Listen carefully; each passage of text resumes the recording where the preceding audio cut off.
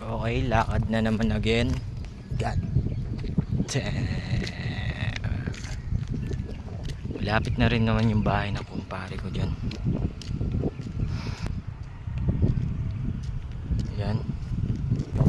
Lahat natatanaw nyo. Hindi yan namin. Nakakapagod. Pag-uwi na naman ito, lakad na naman. Kailangan eh.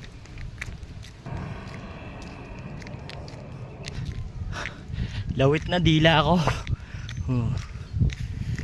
Pag-uwi, bababa naman yan eh. Sisiw na lang yan mamaya sa akin pag-uwi. Hindi ako magpapahatid sa tropa. Tingnan muna natin dito mga hideout nila. Uy, pwede oh, dala ka dito chicks, pa side view kayo. Kapagod. Dati marami pa yan mga kambing dyan sa taas. Wala na yata mga kambing. Ang ganda-ganda ng kalikasan, no? Sinisira ng tao. Mga Pinoy nga talaga. Yan na. Layo. Itim yung langit.